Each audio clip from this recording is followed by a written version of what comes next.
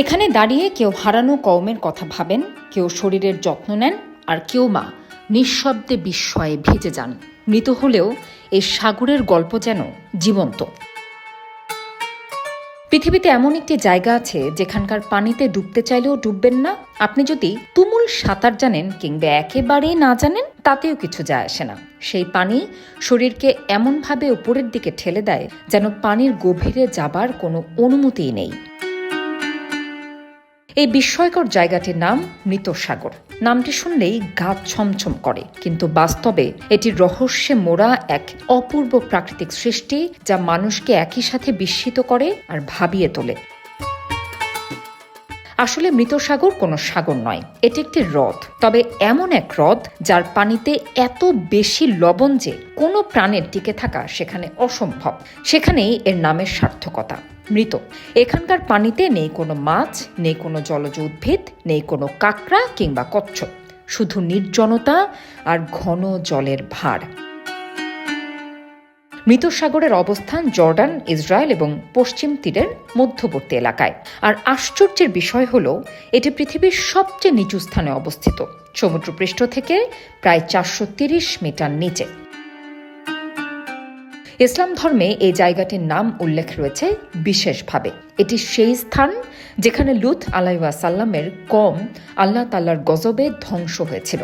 বলা হয়, তারা সীমা লঙ্ঘন করেছিল, অশ্লীলতা আর অবাধ্যতার পথ বেছে নিয়েছিল, আর সেজন্যই আকাশ ভেঙে নেমে এসেছিল শাস্তি। তাই বহু মুসলিম এই অঞ্চলকে এড়িয়ে চলেন।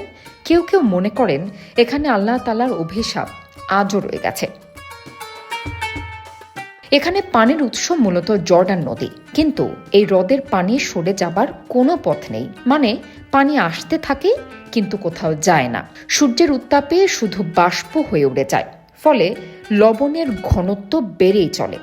এই পানি এতটাই লবণাক্ত যে তা সাধারণ পানির তুলনায় প্রায় 10 গুণ বেশি ভারী। এ কারণেই এখানে মানুষ ডুবে না, বরং পানির ওপরে ভেসে থাকে। যদিও এখানে প্রাণ নেই, তবে মানুষ আসে জীবন খুঁজে পেতে। পর্যটকরা মৃত সাগরের কাদা দিয়ে শরীর মাখে, ছবি তোলে, ভেসে থাকা অনুভব করে। আবার কেউ কেউ সেই কাদা বোতলে ভরে নিয়ে যায় ত্বকের যত্নে ব্যবহারের জন্য। কাদার মধ্যে বিভিন্ন খনিজ থাকে যা শরীরের জন্য বেশ উপকারী, এমনটাই বিশ্বাস করা হয়।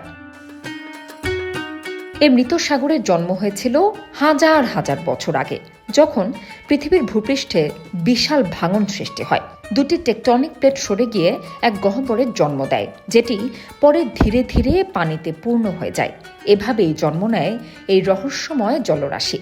প্রশ্ন আসতেই পারে, পানিতে এত লবণ এলো কোথা থেকে?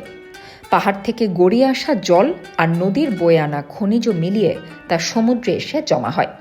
যখন সূর্য পানি শুকিয়ে দেয়, লবণগুলো রয়ে যায়। হাজার বছর ধরে এই প্রক্রিয়ায় গড়ে ওঠে এমন লবণ সমৃদ্ধ জলাধার। আজ মৃত সাগর শুধু প্রকৃতির এক বিস্ময় নয়, এটি ইতিহাস, ধর্ম, বিজ্ঞান আর পর্যটনের এক অনন্য মিলনস্থল। এখানে দাঁড়িয়ে কেউ হারানো কওমের কথা ভাবেন, কেউ শরীরের যত্ন নেন, আর কেউ নিঃশব্দে বিস্ময়ে ভেজে যান। মৃত হলেও এই সাগরের গল্প যেন জীবন্ত।